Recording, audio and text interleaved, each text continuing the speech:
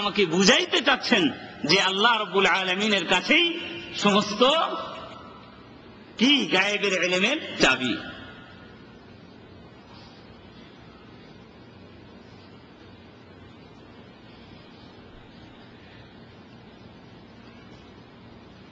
আল্লাহ রাব্বুল আলামিন সূরাতুল লুকমানের আয়াতে বলেছেন,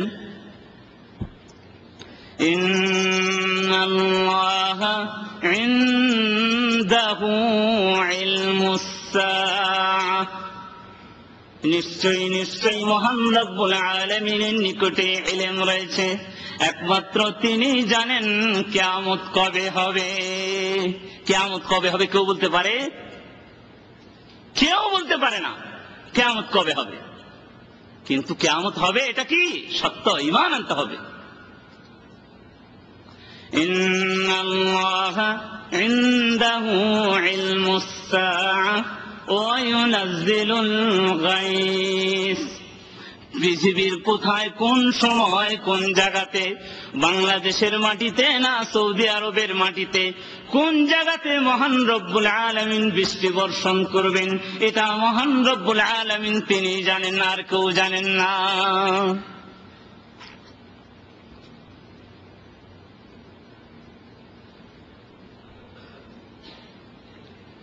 وَيَعْلَمُ مَا فِي الْأَرْحَامِ, এক ফোঁটা পানি মায়ের রেহেমের ভিতরে যখন চলে আসে, সেটা মহান রব্বুল আলামিন পানি অবস্থায় তিনি ভালো জানেন এটা ভালো হবে না মন্দ হবে।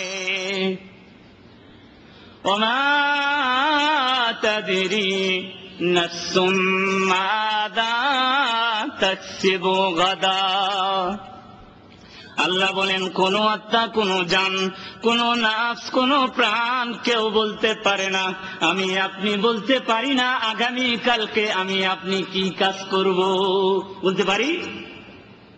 বলতে পারি না। হয়তো আমার সিদ্ধান্ত রয়েছে যে ইনশাআল্লাহ আমি আগামী কালকে গিয়ে মদিনা ইসলামী বিশ্ববিদ্যালয়ে আমি ক্লাস করব, কিন্তু আমি তো বলতে পারি না আমার কোন অবস্থা হবে। বলতে পারি? وَمَا تَدْرِي نَفْسٌ بِأَيِّ أَرْضٍ تَمُوتُ।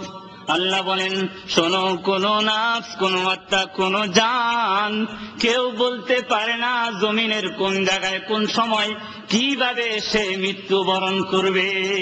বলতে পারে? কার মৃত্যু কোথায় আছে, কখন, কিভাবে হবে কেউ বলতে পারে না। গত বছর রমজানের আগে মদিনাতে একটা কোম্পানি রয়েছে, একই কোম্পানিতে দুইজন চাকরি করে। একজনের বাড়ি খুলনা, 7 বছর যাবৎ আসছে, পিতা মাতার সাথে কোনো সম্পর্ক নাই। আরেক ব্যক্তি 5 বছর যাবৎ আসছে, মায়ের জন্য শাড়ি খরিদ করেছে, নিজে বিবাহ শাদী করবে, বাজার করা শেষ, কয়েকদিনের পরে বাড়িতে চলে যাবে, কিন্তু দুইজন একসঙ্গে ডিউটিতে গিয়েছে। পাহাড়ের উপরে রাস্তা দিয়ে উঠতেছিল, একদম উপর থেকে গাড়ি পড়ে সেই মরুভূমির ভিতরে তাদেরকে সহযোগিতা করার মতো কেউ ছিল না। দুইজনে গাড়ি থেকে বের হয়ে অতি কষ্ট করে তারা আপোষে দুইজনে পরস্পরে শুয়ে আছে, দুনিয়া থেকে বিদায় হয়ে গেছে। ইন্না লিল্লাহি। আমি আপনি জানি না আমার আপনার কখন মৃত্যু হবে। আজকে আমাদের সমাজে এক শ্রেণীর লোক, আমরা মনে মনে ধারণা করি, মনে মনে সংকল্প করি, আমার বয়স মাত্র 40 বছর, 30 বছর, আমি এখনই নামাজি হয়ে যাব, আমি এক্ষুনি হজ করে ফেলবো এই অবস্থাতে। কিন্তু আমি আপনি তো বলতে পারি না আমার আপনার মৃত্যু কখন হবে। কেউ বলতে পারে? তো মহান রব্বুল আলামিন এই 5টি বিষয়ের কথা উল্লেখ করে বুঝাইতে চাচ্ছেন যে আল্লাহ রব্বুল আলামিন ছাড়া আর কেউ গায়েব জানেন না। আল্লাহ রব্বুল আলামিন ছাড়া আর কেউ গায়েব জানেন, এটা যদি কেউ বিশ্বাস করে তাহলে তার মুসলমানিত্ব থাকবে না। কেউ যদি দাবি করে ইলম গায়েব সম্পর্কে যে আমি গায়েবের খবর বলতে পারি, তাহলে সে মুসলমানিত্ব থাকবে না, সে কাফির হয়ে যাবে। বলেন নাউযুবিল্লাহ। এবার প্রশ্ন আসে, অন্তত পক্ষে আল্লাহ রাব্বুল আলামিনের নৈকট্য হাসিল করতে পেরেছে ফেরেশতারা। হয়তো ফেরেশতারা গায়েব জানে, কিন্তু না, ফেরেশতারাও গায়েব জানেন না। আসুন কোরআন মাজিদ খুলুন, সূরাতুল বাকারা পড়েন, সূরাতুল আরাফ পড়েন, সূরা তাহা পড়েন। সূরাতুল বাকারা শুরুতে মহান রব্বুল আলামিন বলেন, وَإِذْ قَالَ رَبُّكَ لِلْمَلَائِكَةِ إِنِّي جَاعِلٌ فِي الْأَرْضِ خَلِيفَةً قَالُوا أَتَجْعَلُ فِيهَا مَن يُفْسِدُ فِيهَا وَيَسْفِكُ الدِّمَاءَ وَنَحْنُ نُسَبِّحُ بِحَمْدِكَ وَنُقَدِّسُ لَكَ قَالَ إِنِّي أَعْلَمُ مَا لَا تَعْلَمُونَ وعلم آدم الأسماء كلها ثم عرضهم على الملائكة فقال أنبئوني بأسماء هؤلاء আল্লাহ রাব্বুল আলামিন আদম আলাইহিস সালাতু ওয়াস সালামকে বানানোর পরে কতগুলি জিনিসের নাম শিক্ষা দিলেন, কিন্তু আল্লাহ রাব্বুল আলামিন ফেরেশতাদেরকে প্রশ্ন করলেন, ও ফেরেশতারা, তোমরা এই বিষয়গুলোর খবর দাও আমাকে। তখন ফেরেশতারা কি বলল? قالوا سبحانك لا علم لنا إنك أنت العليم الحكيم। হে আল্লাহ, এ সম্পর্কে আমাদের কোনো জ্ঞান নেই, আমরা কিছুই জানি না। কি ফেরেশতারা গায়েব জানে? কখনো গায়েব জানে না। গায়েব কে জানে? আল্লাহ রাব্বুল আলামিন ছাড়া আর কেউ গায়েব জানেন না। এবার প্রশ্ন আসে যে আদম আলাইহিস সালাতু ওয়াস সালাম আমাদের পিতা, সর্বপ্রথম নবী, অন্ততপক্ষে উনি হয়তো গায়েব জানেন না। হযরত আদম আলাইহিস সালাতু ওয়াস সালাম তিনিও গায়েব জানেন না। হযরত আদম আলাইহিস সালাতু ওয়াস সালামকে বানানোর পরে আল্লাহ রাব্বুল আলামিন বেহেশতের ভিতরে স্থান দিলেন আর বললেন যে তুমি এই গাছের বৃক্ষ, এই বৃক্ষের ফল তুমি কি করবে না? ভক্ষণ করবে না, খাবে না। কিন্তু শয়তান এসে তাকে ধোঁকা দিল। শয়তান এসে তাকে কি বলল?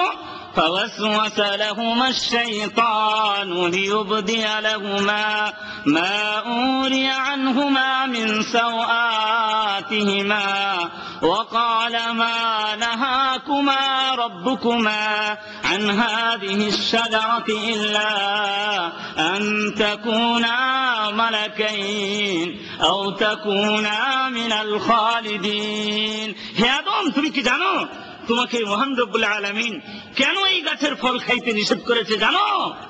এই গাছের ফল যদি তুমি খাও তাহলে তুমি ফেরেশতাদের অন্তর্ভুক্ত হয়ে যাবে আর এই বেহেশতের ভিতরে চিরদিন থাকবে।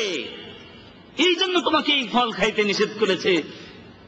আদম আলাইহিস সালাতু ওয়াস সালাম উনি বুঝতে পারলেন না, শয়তানের ধোঁকায় পড়ে ওই ফল যখন খেয়ে ফেললেন তখন তার শরীর থেকে কাপড় খসে পড়ল। আর আদম আলাইহিস সালাতু ওয়াস সালাম যদি গায়েব জানতেন তাহলে কি ওই বৃক্ষের ফল উনি খাইতেন? কি আদম নবী গায়েব জানেন? গায়েব কে জানে? মহান রব্বুল আলামিন ছাড়া আর কেউ গায়েব জানেন না। এই বিশ্বাস রাখতে হবে।